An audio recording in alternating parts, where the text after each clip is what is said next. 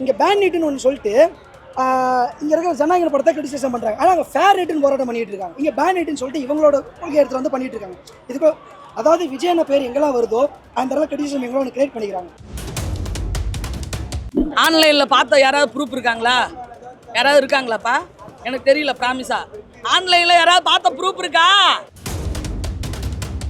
நானே இப்போ இது முடிச்சு அடுத்து டெல்லி தான் போகிறேன். வாய்ஸ் நமக்கு இருக்காங்க. சரிங்களா? இப்போ அந்த தற்கொலைன்னு சொன்னாங்கல்ல, இந்த தற்கொலை தான் 8 கோடி மக்கள் நான் பார்த்துட்டு வந்திருக்கேன். இது வெளியே எங்கே தெரியாது. 5 வருஷம் பொறுமையாக இருங்க. நடக்கிற தவறுகளை எல்லாரும் ஷேர் பண்ணுங்க. மீடியான்னு ஒரு விஷயம் இருக்குது, ஓகேவா? அதெல்லாம் நீங்கள் எல்லாம் அவங்கள்ட்ட அவர்கிட்ட நேரடியாக நீங்கள் பேசலாம். ஆனால் படம் ஒரு உள்ள ஸ்டடி மெட்டீரியல்னா இது படம் தாண்டி உள்ள அவ்வளோ டேட்டாஸ் இருக்குது. படமே பொலிட்டிக்கல் தான். அது 2 விஷயம் இருக்குல்ல. பெண்களுக்கான படம், பெண்ணோட அப்பாவும் ஜெயிச்சிருக்காரு. ஒரு பெண் பயப்படக்கூடாது சமூகத்தில். முக்கியமான விஷயம் எந்திரன் படம் சங்கர் சார் வந்து அந்த படத்தில் சொல்லியிருப்பார், நம்ம மிலிட்ரியில் ஏன் ரோபோட்டிக்ஸ் வரக்கூடாது, உயிர்கள் இழக்கப்படாது அப்படின்னு சொல்லிட்டு முக்கியமான விஷயம் அன்றைக்கி சொல்லியிருப்பார். இது நிறைய இந்தியன் கவர்மெண்ட் கவனிச்சிருக்கான்னு நினைக்கிறேன். எனக்கு எவ்வளோ டெக்னாலஜி வருது, எலான் மஸ்க் ஸ்பேஸ் சொல்கிறாரு, நாளைக்கு பிரெயின் சிப்னு ஒன்று இன்சர்ட் பண்ண போகிறாங்க, இந்த மாதிரி விஷயம் போயிட்டுருக்கு. ஸோ அது ரொம்ப முன்னாடியே அவர் சொல்லியிருப்பார். அது கண்டிப்பாக பண்ணுவோம்னு நினைக்கிறேன். பட் இன்றைக்கி எப்படி ஆயிருக்குன்னா, அங்கே மிலிட்ரிக்கு யூஸ் பண்ணணும்னு சொன்ன அதே ரோபோட்டிக்ஸ் இன்றைக்கி ஜனநாயகன் படத்தில் ஆப்போசிஷன் வந்து மிலிட்ரி அட்டாக் பண்ணுது. அந்த மாதிரி விஷயம் உள்ளே இருக்குது. அரசியல் ஏன்னா இப்போ அரசியல் தான் நானும் வரேன். இப்போ நீட்டுக்கான ப்ரொடெஸ்ட் நடந்துட்டு இருக்கும்போது ஜனநாயகனுக்கு ஒரு கூட்டம் போகிறாங்க அப்படி விமர்சனம் வைக்கிறாங்க. அதை எப்படி பார்க்குறேன்? இல்லை அதான் நான் இப்போ ஹச்வினோத் சார் வந்து கரெக்டான டேட்டா கொடுத்துருக்காரு. சொல்லணுமேனு சொல்ல.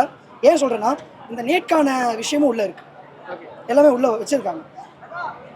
இப்போ இந்த படம் இன்றைக்கி தான் ரிலீஸ் ஆகணும்னு சொல்லிட்டு யாரும் பிளான் பண்ணி பண்ணலை. இது என்றைக்கோ வந்திருக்க வேண்டியது இன்றைக்கி யதார்த்தமாக இன்றைக்கி வந்துருச்சு.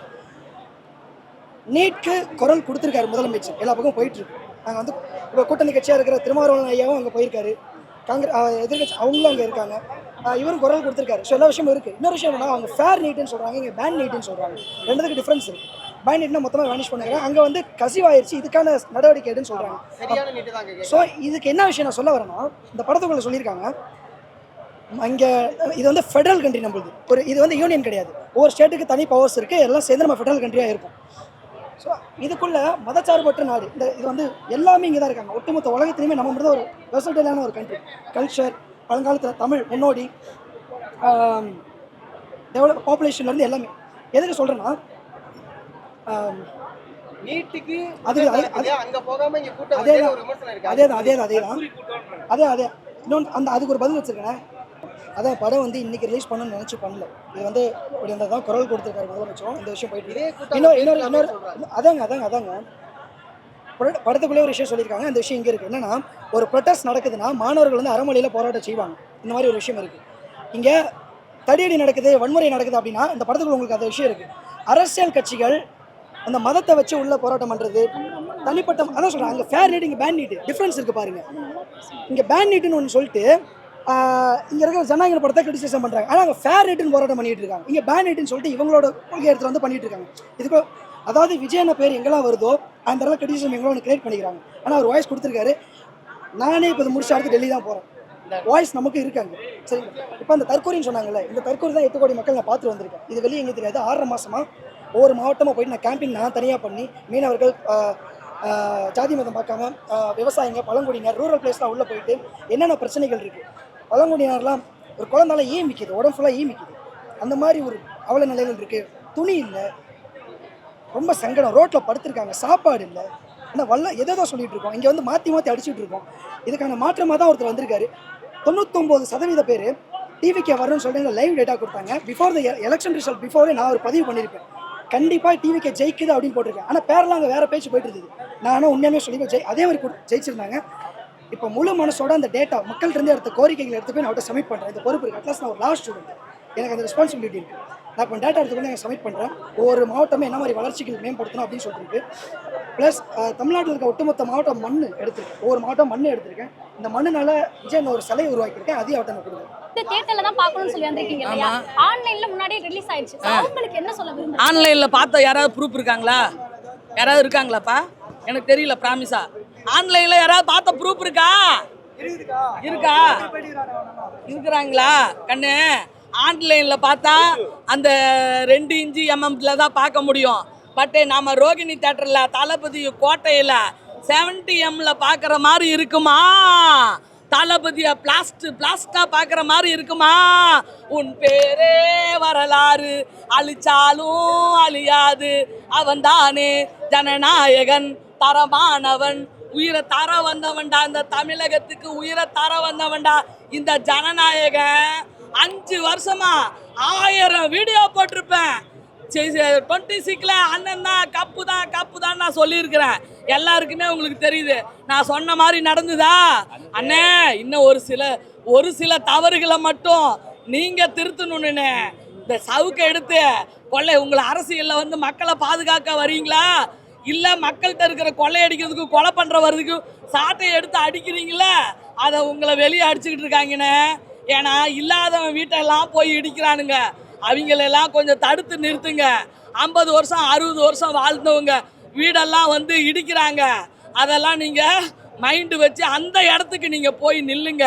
ஓகேங்களா? இடம் ஆக்கிரமிப்பினாலும் அவன் 10 வருஷம் 20 வருஷம் தானே வாழ போகிறான்.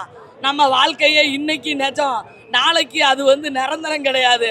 அண்ணனுக்கு அதை மட்டும் தங்கச்சியாக சொல்கிறேன். கண்டிப்பாக நீங்கள் ஜனநாயகத்தையும் காப்பாற்றுற பொறுப்பு உங்களுக்கு தான் இருக்குது. இந்த ஜனநாயகனும் நீங்கள் தான். இந்த தமிழக முதல்வராக நீங்கள் இந்த படத்தை ரிலீஸ் பண்ணுது எங்களுக்கு ரொம்ப ரொம்ப சந்தோஷம். பிளாஸ்ட், அதாவது காருனா பாஸ்ட்டு, தளபதினா பிளாஸ்ட்டு, தளபதி பேச்சுனா ரீச்சு அப்படின்னு படம் சூப்பராக இருக்குது.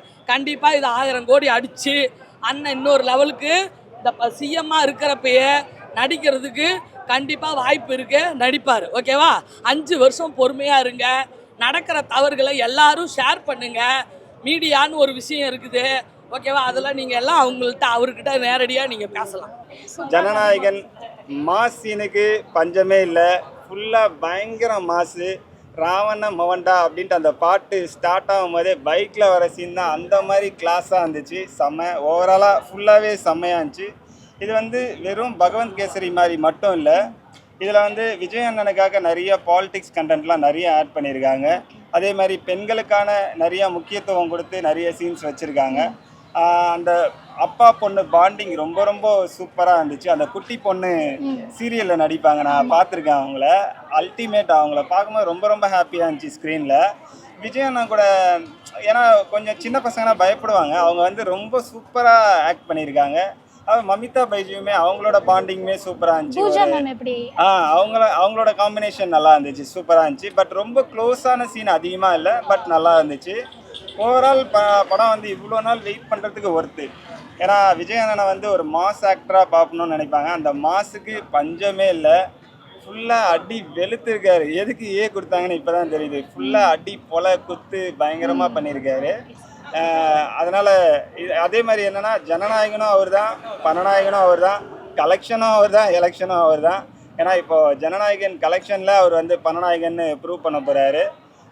என்ன ஒன்றுனா அவர் இதுமேட்டு நடிக்க மாட்டார் அப்படின்றது தான் ரொம்ப ரொம்ப ஒரு வருத்தமான ஒரு விஷயம். அட்லீஸ்ட் ஒரு கேமியோ, ஒரு சின்ன சின்ன ரோல்ஸ் அந்த மாதிரி நடித்தாலுமே கொஞ்சம் ஹாப்பியாக இருக்கும். ஏன்னா ஒரு ஃபுல் படம் அவருக்கு நடிக்க டைம் இருக்குமான்னு தெரில. பட் ஒரு சின்ன கேரக்டர் மாதிரி நடுவில் ஒரு ஸ்பெஷல் அப்பியரன்ஸ் மாதிரி வந்துட்டு போனால் கூட நம்ம தேட்டரில் பார்த்து என்ஜாய் பண்ணலாம். அது ஒன்று தான். அவரை ஸ்க்ரீன்லேயும் மிஸ் பண்ணக்கூடாதுன்னு நினைக்கிறோம். பட் பார்க்கலாம் அவருக்கு எப்படி ஸ்க்ரீனில் மிஸ் பண்ணிடுவீங்களா அந்த மூமெண்ட் எப்படி பார்க்க? அது ரொம்ப வருத்தமாக இருக்குது. அது வந்து அவர் அனௌன்ஸ் பண்ணும் போதே இது வந்து இந்த மாதிரி இருக்கக்கூடாது அப்படின்னு.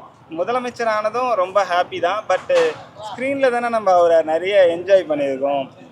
அவர் எலெக்ஷனில் நிற்கிறாரு சொன்னதுக்கப்புறம் தான் எல்லாருமே நியூஸ் சேனலே பார்க்க ஆரம்பித்தோம். முன்னெல்லாம் பார்லிமெண்ட்லாம் பார்க்கவே மாட்டோம்.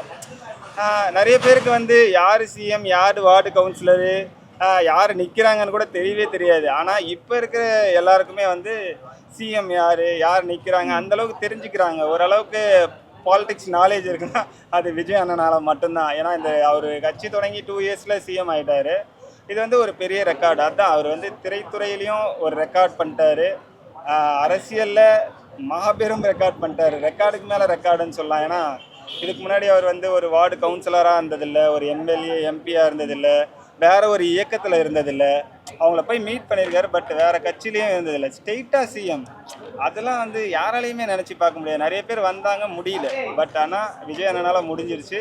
அந்த நம்பிக்கையை அவர் கண்டிப்பாக நல்லா பண்ணுவார்னு நினைக்கிறேன். ஏன்னா ரொம்ப பெரிய எக்ஸ்பெக்டேஷன் இருக்குது. அதை நல்லா பண்ணார்னா ரொம்ப ரொம்ப ஹாப்பி. எழுதிருக்கீங்க. இது என்னென்னா விஜய் அண்ணன் பர்த்டேக்காக அவருக்கு வந்து ஏதாவது எழுதி போஸ்ட் பண்ணலாம் அப்படின்னு சொல்லியிருந்தாங்க விஷஸை. இப்போ நான் வந்து விஜய் அண்ணனுக்காக பாட்டு பாடி தான் எனக்கு வந்து ஒரு ஐடென்டிட்டியாக மாறிச்சு. ஏன்னா நான் ஒரு 5 பாட்டு எழுதி விஜய் அண்ணனுக்காக தேட்டரில் பாடியிருக்கேன். பட் லியோவுக்கு பாடினது தான் எனக்கு வந்து ஒரு பெரிய ஐடென்டிட்டியாக மாறிச்சு. அதனால் அந்த லியோவுக்கு பாடின பாட்டு, அதுக்கப்புறம் நான் எழுதின 5 பாட்டுமே விஜய் அண்ணனுக்காக எழுதிட்டேன். இதில் அதை அப்படியே அந்த போஸ்ட் பாக்ஸில் போட்டிருப்பேன். ஹாப்பி பர்த்டே அந்த விஷஸும் போட்டு அனுப்ப போகிறேன். அதுக்கு தான் எழுதி வச்சுருக்கேன். சூப்பர். ப்ரோ லாஸ்ட் கவர்மெண்ட் தான் வந்து படத்தை வந்து லீக் பண்ணிட்டாங்க, அவங்களால தான் ரிலீஸ் ஆகல அப்படிலாம் ஒரு டாக் போயிட்டு இருந்தது. அதை பற்றி நீங்கள் என்ன சொல்ல வரீங்க? இதில் என்ன சொல்கிறதுன்னு ஏன்னா நம்மளுக்கு வந்து நம்ம வெளியேருந்து பார்க்குறோம், அது வந்து உள்ளேருந்து பார்க்குறவங்களுக்கு தான் தெரியும். ஏன்னா நம்மளுக்கு வந்து சொல்கிற நியூஸாக தான் தெரியும். பட் ஆனால் யார் லீக் பண்ணாங்கன்னு அது எக்ஸாக்டாக நம்மளுக்கு தெரியாது. அதனால் அதை பற்றி சொல்கிறதுக்கு ஒன்றும் இல்லை. பட் அது லீக் ஆயிருந்தாலும் இங்கே செலப்ரேஷன் வந்து பயங்கரமாக இருக்குது. ஒரு சிலர் பேசிக்கிட்டாங்க, நான் வந்து ஆன்லைனில் பார்த்துட்டேன், பட் இருந்தாலும் நான் தேட்டரில் வாட்ச் பண்ணோம் தளபதியை அப்படின்னாங்க. அப்போ தான் புரிஞ்சிச்சு இது வந்து தளபதி மேலே இருக்க லவ் எப்பயுமே குறையாது அப்படின்ட்டு. எனக்கே ஃபஸ்ட்டு வந்து ஓரளவுக்கு தெரியும் தளபதிக்கு பயங்கரமான ஃபேன்ஸு. ஃபஸ்ட்டு லியோவுக்கு வந்து நான் அவருக்கு தேட்டரில் பாடி அந்த பாட்டு ஐடென்டிட்டியாக மாறிச்சு. அப்புறம் தான் எனக்கு வந்து அவரோட இன்னும் நல்லா தெரிஞ்சிச்சு அவரோட மாஸ் என்னன்ட்டு. ஏன்னா நான் நிறைய ஹீரோவுக்கு பாடியிருக்கேன். பட் ஆனால் விஜய் அண்ணனுக்கு பாடினது வந்து ரொம்ப பெரிய ரீச்சாக இருந்துச்சு. என்ன எங்கே பார்த்தாலும் நீங்கள் தானே அது அப்படின்னு கேட்பாங்க. அது ரொம்ப ஹாப்பியாக இருந்துச்சு. இப்போ என்னென்னா ஒரு சிஎம்க்கு நம்ம ஒரு பாட்டு தேட்டரில் பாடி ஃபேமஸ் ஆகிருக்கோம் அப்படின்னும் போது ரொம்ப ரொம்ப ஹாப்பியாக இருக்குது. Okay sir. சரி, தேங்க்யூ.